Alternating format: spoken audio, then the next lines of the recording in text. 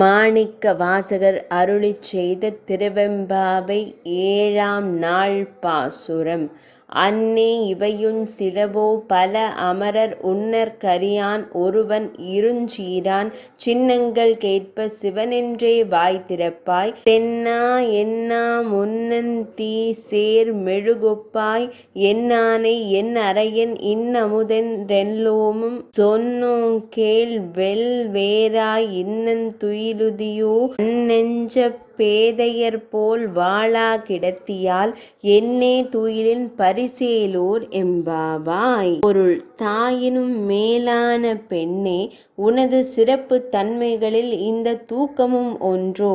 தேவர்களால் சிந்திப்பதற்கும் அரியவன் என்றும் மிகுந்த புகழ் உடையவன் என்றும் சிவனுக்குரிய திருநீறு, ருத்ராட்சம் முதலான சின்னங்களை அணிந்தவர்களை கண்டாலே சிவசிவ என்பாயே.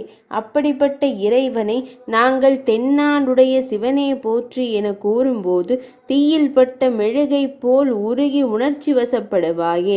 அந்த சிவன் எனக்குரியவன், என் தலைவன், இனிய அமுதம் போன்றவன் என்றெல்லாம் நாங்கள் புகழ்கிறோம். இதையெல்லாம் கேட்டும் இன்று உன் உறக்கத்திற்கு காரணம் என்ன? பெண்ணே, பெண்களின் நெஞ்சம் இறுகி போனதாக இருக்கக்கூடாது. ஆனால் நீயோ நாங்கள் இவ்வளவு தூரம் சொல்லியும் இன்னும் எழாமல் இருக்கிறாய். அந்த தூக்கத்தை நீ என்ன ஒரு பரிசாக கருதுகிறாயா?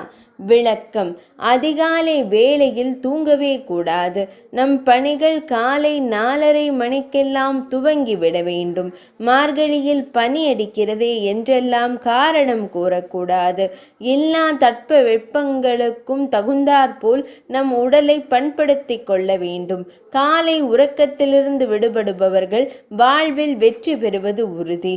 சூரியனை பார்க்காத ஒவ்வொரு நாளும் வீணே என்கிறது சாஸ்திரம். இதுவே இந்த பாடல் உணர்த்தும் உட்கருத்து. 7ஆம் நாள் பாசுரம் நிறைவடைந்தது.